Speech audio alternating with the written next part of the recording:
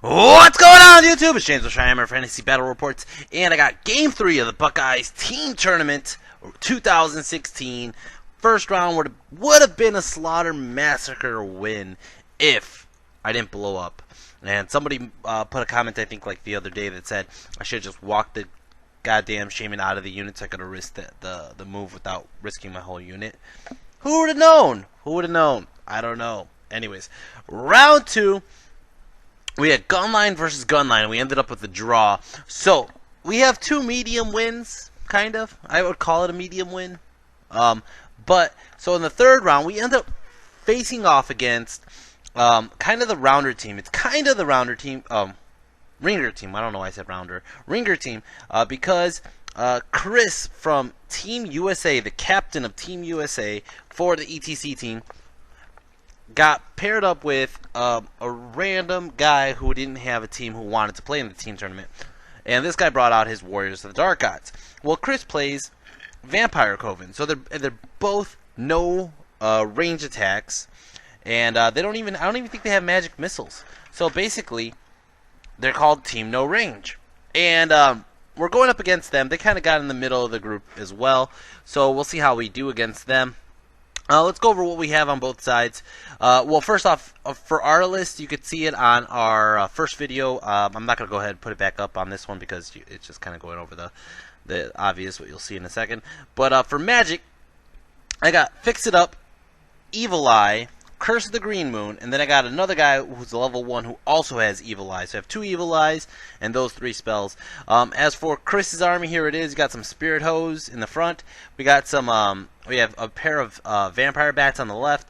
He has 2 units of Dogs. He has 2 giant blocks of Zombies, a huge block of Grave Guard or Blackguard or Tomb Guard or whatever they're called nowadays, and his general, who's a Strigoi Vampire Lord. As for his buddy here, he has a big block of Warriors of the Dark Gods, Warriors of the Strength 4 Gods. And he has them with paired weapons, which when he said that, I was like, paired weapons? Woo!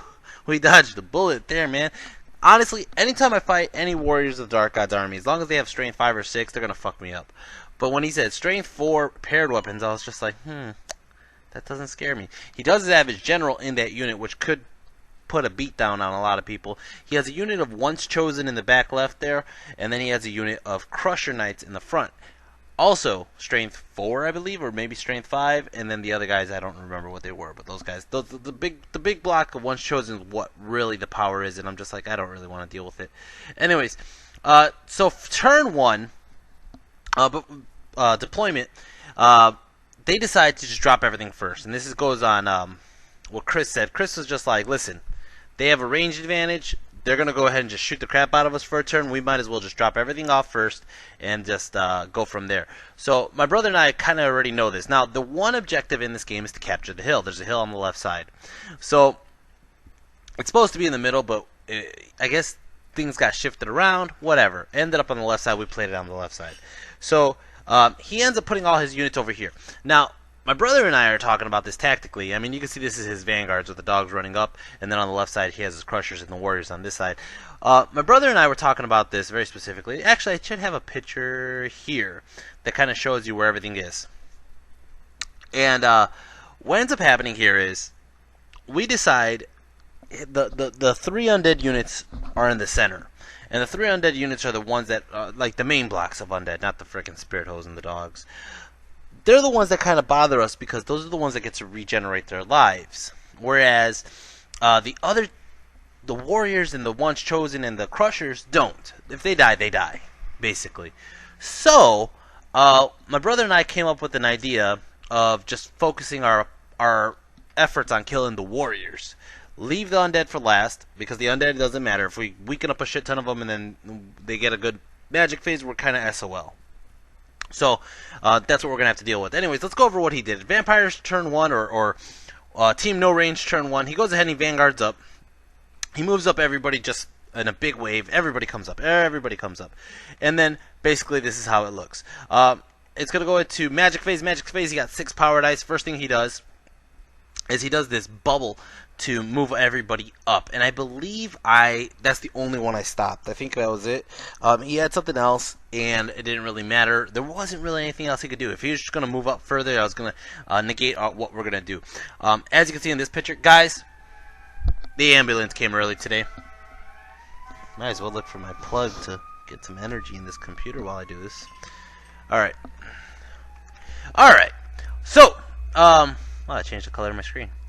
Okay, so as you can see, this is how it looks. Now we put everybody of our team on the line back. We didn't care to go on the 12-inch mark or the 15-inch mark. Actually, I think that we were playing flank attack here, where we both get the center up, and we just decided not to do it. The only thing that we decided to take was the Kin Eater up. If we take the Kin Eater up, we kind of use him as roadblock. He's unbreakable, he's a good fighter, he's going to fuck up somebody, so we'll just leave the Kin Eater up there alone. We decided not to ambush with him because he has no war machines and no real bunkers to hide anybody, so we're just good like that. So, we go ahead and we use the tribesman on the left. The tribesman, the chicken rock, you can't even see it in the picture, but it's from the far left in the water. I figured if he wants to march anybody in the water to get to him, he's good for him.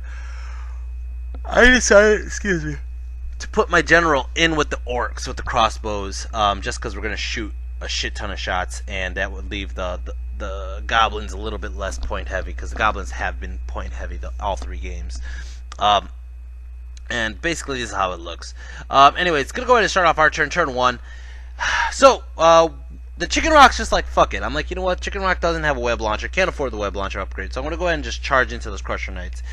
If I charge it to them, they have lances, so if I charge it to them, they won't be as strong as if they were to charge into me. And right now, they're pretty much in range to charge, I think, the Ogres or the Chicken Rock. So I'm like, you know what, fuck it, I'm just going to do it. I'm going to charge in. If I fail, I fail. If I don't, I don't.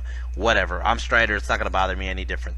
So the Chicken Rock goes in, charges in, and gets in. Holy shit, she got in. Or he. I was like, wow, that was like, I think an 11-inch charge and just did it. We used the Kin Eater as kind of as a roadblock for the chaff. We figured he's going to charge his dogs into our war machine, our 2 splatterers. So we just go ahead and we're like, if you want to charge him, charge the Kin Eater, he'll fuck up some dogs. He doesn't care. He's not going anywhere, right? We go ahead and we move the tribesman over to the left like so, because we figured we know the Chicken Rock's going to hold around the combat, but the next round, if he could hold the next round, the tribesman could come in and help out in that fight over there. Okay. As for the goblins, they're sitting back. They have the goblin shamans in that unit, and then the ogre mercenaries and the crossborks. Whole goal right now is to clear chaff and start picking at the ones chosen. The ones chosen are what scare the crap out of us. Our Scratapult's just kind of moving on up and shooting its Scratapultin. And then, anyways, Magic Phase. We got 7 powered ice. Go ahead and we do an evil eye. Do a big evil eye onto those fucking bats back there, because I don't want anything coming for our war machines. And he lets this one go through it and blows up one bat, keeps the other one alive, right? And then go ahead and do Fix It Up onto his Crusher Knights. He stops that one, and Chris very, very strategically knew that's exactly what I was going for. He knew very specifically. So I was like, son of a bitch. So then we go ahead and we do the Scratapult. We did the double catapults. They didn't do shit. Then we did the Scratapult, and then BAM! Only kills off 3 warriors, but it starts picking off the warriors. And over here, the crossbows, the crossborks just kill the fucking dogs. And just get rid of those fuckers. So we're just taking care of our war machines this way. We gotta play our range advantage and use it. Our fucking mercenaries over here start shooting at the ones chosen. They do 2 wounds onto the ones chosen. This unit does have frenzy. This unit does have like Mark of War, Wrath or whatever. So we just really don't want to fight this unit straight up. This is not like the friendliest unit to fight straight up. Alright, and then over here, the Chicken Rock does 1 wound onto them, but they do 1 wound onto me, and it's a push, basically. We're going to stick there, and it's going to go ahead and start off turn 2, Warriors of the Fallen Gods. Warriors of the Fallen Gods, he's going to go ahead and charge in like this, and look at this, our Kin Eater's just sitting there like, bring it! So he charges all 3 units. He charges the frenzied frickin' guys, he charges the Grave Guard, he charges the Spirit Hose, and the Spirit Hose go in, and the other 2 don't. They just forget that fight. So he goes ahead and he moves the zombies around. He's using the zombies kind of as like these unbreakable things that are going to go ahead into us and just kind of just hold us up, tar pits. And the Warriors are in a bad spot because those Crushers got jammed where they got jammed. So now the Warriors have to go around, and they're going to have to figure something out. Magic Fade's got 7 power dice. And first thing he does, he goes ahead and he does the Dead Arise, and I just stop that spell. And then he does something else, and when he did it, what he ended up doing was he goes, I'm going to go ahead and heal a warrior. And I go, wait a second. You can heal warriors? And he goes, yeah, my lore attribute it just says heals a friendly model, right? Which technically the warriors are friendly. And all this time I thought you could only heal undead models. And I was like, wait a second. I didn't know this. And if I did know this, I would take my goblin lore attribute to take necromancy. This is like mind-blowing to me. So I was like, holy shit. And he goes, alright, well, fair enough. You didn't know what it did exactly. Let's go ahead and just play it like that. I was like, alright, cool. So, we're going to go ahead and play it like that. Anyways, he heals one of his Crusher Knights. Close combat. That wound didn't do shit. Fucking Chicken Rock killed the Crusher Knight, did the multi-wounding one, took one out, and then did one more wound to another Crusher Knight. Guys, it's a second ambulance. Oh, man. Anyways, yeah.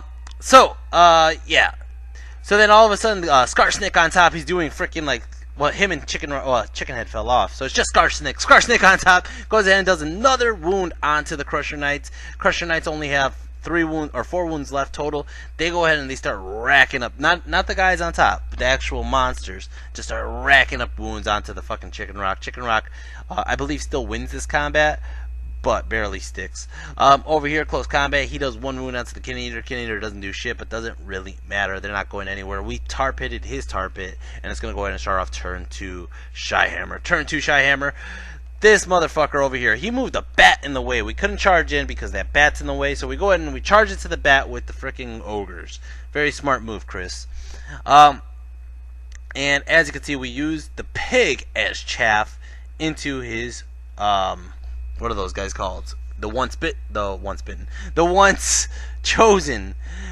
We figure he's gonna get a flank. He'll have to turn. He'll have to overrun. He'll overrun towards the Kin Eater, but that'll open up his flank to our mercenaries. And not only that, we get another round of shooting. We kept moving the Scratapult around. He decided to move his zombies facing the Scratapult, and he's trying to move his Tomb Guard or Blackguard or whatever into the way of get around the path of the Spirit Hose.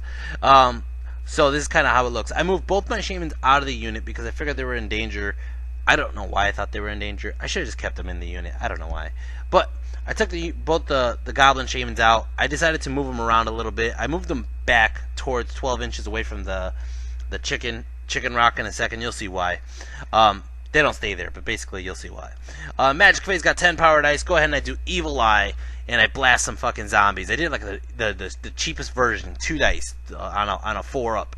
And he's like, go ahead, and then he realized why I did it, because I'm using my lore attribute. Let's heal the Chicken Rock. He was like, you son of a bitch. And I was like, hey, you just taught me this like most valuable trick against undead. Holy shit, this is just awesome. So then I go ahead and I do Curse of the Green Moon, and he's just like, in this one he actually tried to stop. He tried to throw the dice and stop it. He couldn't stop it, and I'm like, fuck it. And I'm like, you know what, this spell fucks up so many times. And I was like, I'm not even gonna call Jeremy's name, because every time I call Jeremy I always roll a 6 or some shit. So I was like, Green Moon, let's do it. It's gonna probably fucking blow up on me again. And I go ahead and I throw it towards this fucking Tomb Guard, and boom! It goes all the way through. I think I rolled like a 5. It ran all the way through. Hit some Spirit Hose, hit some zombies, hit some fucking Grave Guard, kills off at least 10 Grave Guard. At least 10. And not only that, I heal another wound off the Chicken Rock. Oh my god, that's beautiful. So, and I killed like a couple ghouls. I think I did no wounds to the Spirit Hose. Look at this pile of dead guys right here. Holy shit. Go ahead and I use the rest of my dice on to fix it up, and he stops that one, I think, with a scroll. So we're going to go to shooting.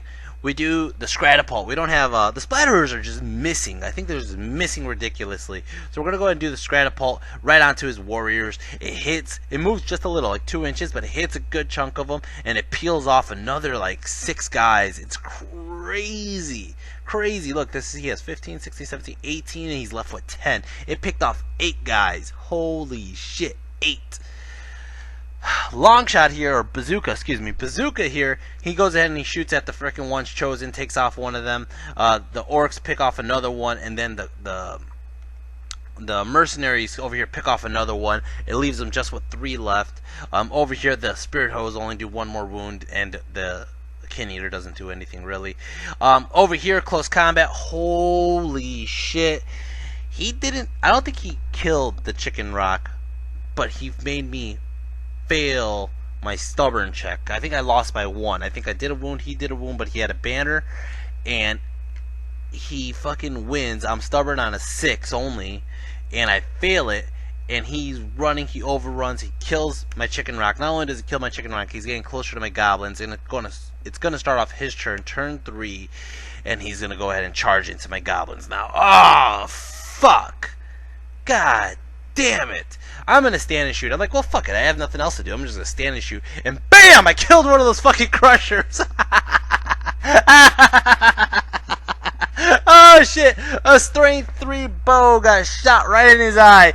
Killed one of the crushers. Holy shit!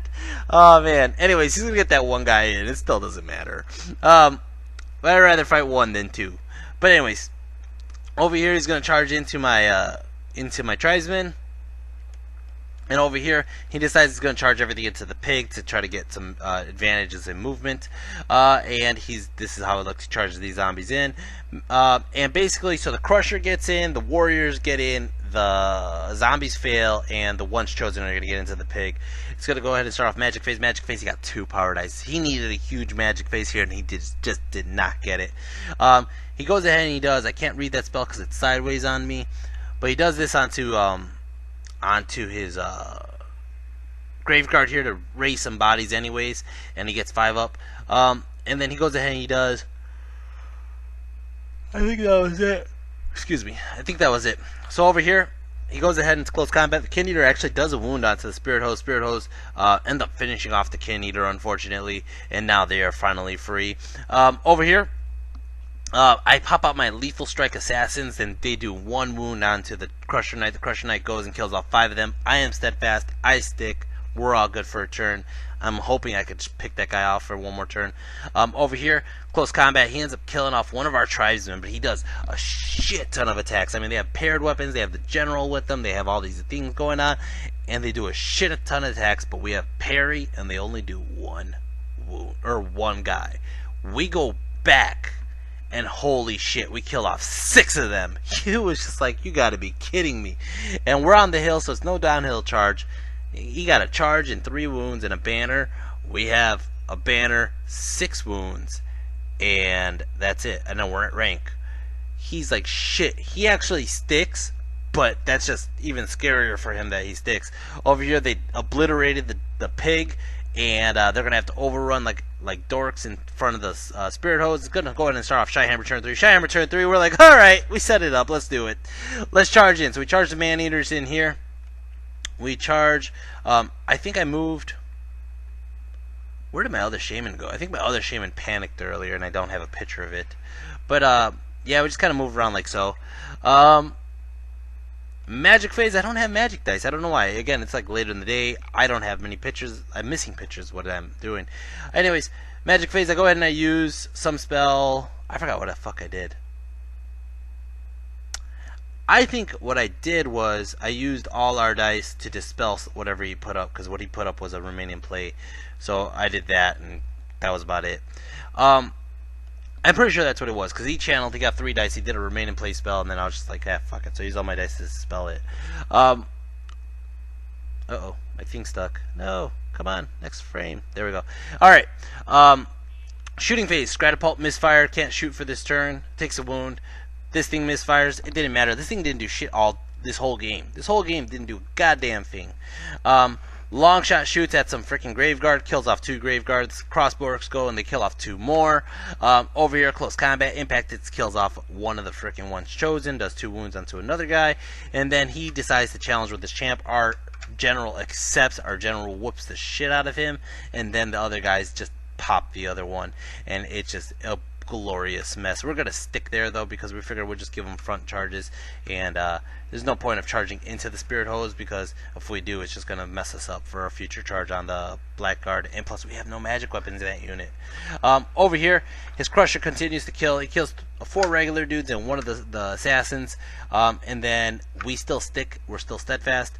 And then over here, close combat, the Tribesman, he only does 2 wounds out the Tribesman. Tribesmen go back, and they end up killing off, like, looks like 5 guys. His General's still alive, his 2 guys are still alive, but they're going to panic and run. And we killed 6 guys, 6. They're going to panic and run, and the Tribesmen run that unit down, and the Tribesmen just won us the fucking game. We got the hill right there, and not only do we have the hill, we just took a shit ton of points. It's going to go ahead and start off his turn 4. His turn 4, he knows he needs some Hail Marys here. So he's going for the zombie charges to the goblins here. He's going for a Spirit Hose and the Graveguard into the Man-Eaters here. I knew specifically, like, I was reading Chris. I was reading him, like, he was like, he's going to charge that one in. He's going to charge that one in. So my brother was like, stand and shoot. I'm like, shh, just let him charge the Ghost in. So he charges the Ghost in. We're like, all right, we're in a hold. Then he decides he's going to charge the Graveguard in. We're like, stand and shoot. And we just kill off like 3 more guys. He's like, son of a bitch. 2 more guys. So he gets in like this, both guys. Both units. Magic Phase got 8 power dice. Goes ahead and does Dance Macabre. We stop it. He does Invocation. I think we let that one go through. I don't remember which one we let go through. But anyways, over your close combat, his Crushers just crush the rest of the fucking unit. Panics us. My Goblin runs off the table. Pops both the unit and the Goblin. Shaman. That sucks. It didn't matter if I left him in the unit or not. But, you know, in all fairness, he did run away like a pussy. He did do the Tom and Baratheon thing to do and just run off the table when somebody died. But in all fairness, he did fucking Green Moon properly this time. Proper. And it's not his fault that the Goblin, the Chicken Rock ran away. So, in all fairness, he did what he was supposed to do. Over here, he challenges with his champ. Our General accepts. Our General just destroys that champ. And then we do 5 wounds to the Graveguard total. Plus whatever the overkill bonus was on that guy. 6 guys. Okay, 5 regular dudes and 4 wounds to his General or his champ. We don't have a picture of how many he did to us. He did looks like 1 wound to us. Wow. Anyways, let's go ahead and start off turn 4 ChiHammer. Turn 4 ChiHammer. I was looking at this. I was like, oh man, this is just too good to be true. Oh, I take it back. He did do 6 wounds to us. He did 6 wounds to us. That's what it was. Anyways, turn 4 ChiHammer. Excuse me, guys. Don't mean to be mixing this up. I was thinking about this long and hard. I was like, I could charge him. I think it was still a front charge. It was definitely still a front charge. And I was like, there's so many times this messes me up. I could charge the crossbows in. We'll have a rank and we'll have my General's attack. We'll have more attacks on the Graveguard. And that's what matters. We need to kill off the Graveguard. If we're stuck with just fighting the Spirit Hose, it's not going to be a good thing. So, we charge it. I charge it. And I was so hesitant about this. So we get in like so. Magic, there was no magic because our Shamans are dead. So we go to shooting. The Scratapult is just continuing its onslaught. Holy shit. The Scratapult hits again. Kills off looks like close to 20 zombies. 8, 10, 11, 12, 13, 14, 15, 16, 17 zombies. Holy shit. Over here, he challenges with his General. We accept with our General. He does 1 wound onto our General. We do 1 wound onto his. Nothing else happens. Yes, guys, that's the 3rd ambulance. Jesus Christ. Anyways, over here, close combat, we ended up killing off 3 of the Graveguard. We do a couple wounds onto the Spirit Hosts, but that was just kind of like dumb luck. And then my General and our Orcs help out, kill off a couple more Graveguard. He goes ahead and he does 1 wound onto my General. And this is the thing I was scared shitless about. My General's naked. He has a Skull Splitter, a shield, and light armor. He's naked. And he did 1 wound, and I was just like, holy shit, that could have been really bad. He could have really fucked me up, but he didn't. And then he kills off a couple. He did 1 wound onto the Ogre here.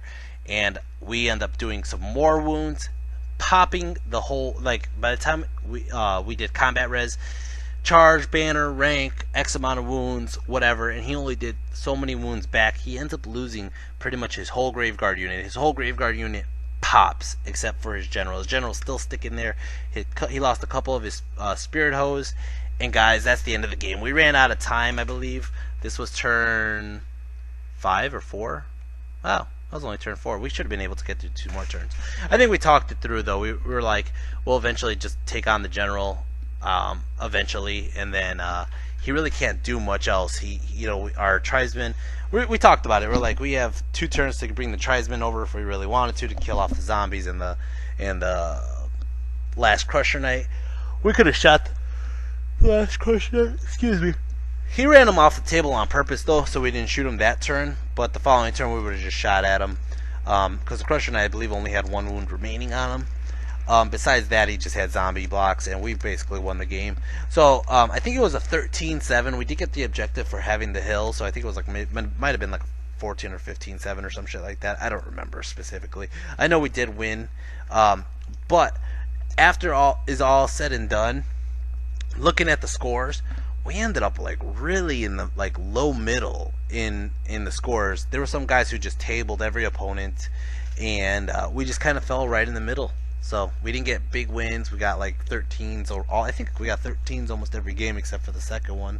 Second one was probably like 11 or 10. So whatever. It was a blast, guys. It was a lot of fun. MVP for this game specifically, man. Whew, there's a couple. I'm gonna have to give it to the tribesmen. Tribesmen just definitely took it. They killed off that warrior block. They killed off his general. They took the hill. That's what matters. Runners up were definitely the Stratopole. Definitely the goblin who did the green moon. Those are all really good runners up. Excuse me. The ogre mercenaries here. The mercenaries definitely were another runner-up. So there was a lot of runner-ups on this one. It's always hard to pick who did well on a game you did well in overall, because there was a lot of things that factor into it.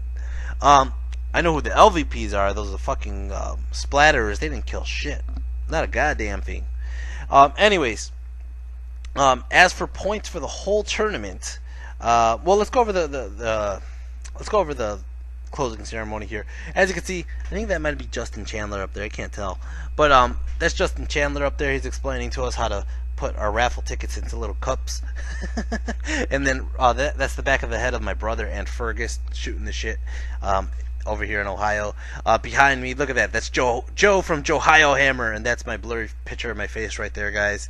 And then over to the right of me, my brother swapped seats, but you can see that's Vince Venturella and the Godfather himself, Obi. Actually, Vince is sitting like the Godfather right now. He has his hands crossed over like, what can you offer me? And then in the background you can see that's like Bergie and then just a bunch of other guys. I can't really tell right now. Anyways, so we didn't win anything on this tournament. There was no Best Paint Award, so unfortunately we're not getting that as well. Second place overall went to our friends Jake motherfucking Murphy and Grant Fetter. Grant Fetter is actually the guy who runs Blood in the Sun. So that's awesome. He went there with Infernal Dwarves, and Jake went there. I believe he used his Dark Elves. If he didn't use his Dark Elves on this, he used his Bretonians. But they got beat out by some newcomers who were like first time going to Buckeyes, and the guy came up to me before the game even started, and he's like, I was really getting out of 9th Age. Or not 9th Age. He's like, I was really just getting done with the hobby in general. 8th edition ended. He goes, I really wasn't feeling it. And then he goes, and then I ran into your videos, and it really inspired me to keep playing.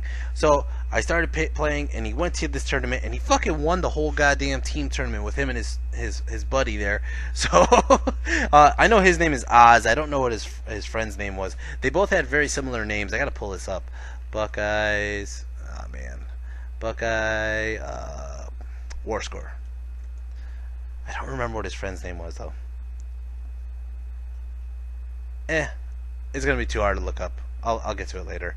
Anyways, guys, as for points overall for the whole thing, because I always do this every time I do a tournament, at least like a major GT or tournament. So, in last place in points was actually the Kin Eater.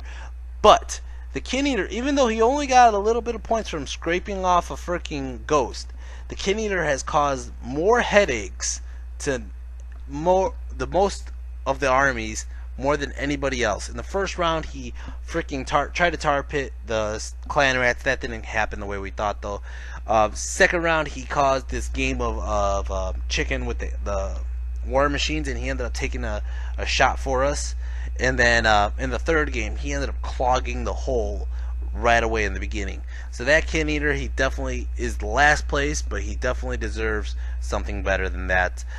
In 8th place was actually my Goblin Shamans. My Goblin Shamans didn't perform as well as I thought they would have. They only got a total of 337 points, but in all fairness, that's not that bad for a couple Evil Eyes and a Moon every so often. If the first round Moon went better, they probably would have got a little bit higher, but not much. In 7th place, this one is really disappointing to me, but it was the Chicken Rock. The Chicken Rock got 7th place on his debut, but you know what? We'll see how he does in the singles tournament. Let's not judge so hastily. He's not, living up to the A-Rock shadow is kind of a big thing to do. In 6th place is the whole Goblin Horde I had. The Goblin Horde was only 20 of them. It's not even a horde. The Goblin Squad, there's 20 of them. They had the 2 sneaky gets and the general. Every time the general did a wound, I counted it for this as well. So they got 535. But this is where it gets into a gray area, because they got 535 points in damage total, and then in between them and 4th place was probably like an 11-point difference. So in 6th place was the Splatterers, and the Splatterers were actually kind of consistent in the first 2 games. Third game they just bombed out and did shit. I think one of them misfired early on and just didn't do anything afterwards. After that goes to the Crossbow Orcs, and the Crossbow Orcs did 546 damage, points in damage, which is actually pretty decent. And get 4th place with crossbows, I think that they definitely earned their spot in the team tournaments. Those goblins though, I gotta figure something out with those goblins. Anyways, 3rd place, which was a big shocker to me, was the Scratapult. The Scratapult, one Scratapult outperformed 2 Splatterers.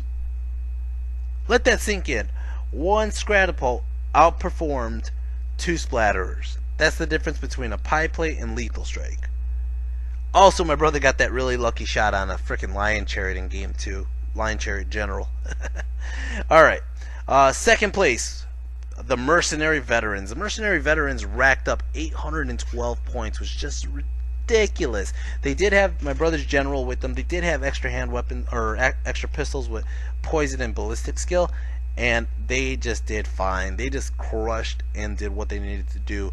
But what left number 1 in the big shocking moment here, without any characters, was the Tribesmen. The Tribesmen took 1st place, 831 points. But it was only out of 2 rounds. The first round they didn't kill anything.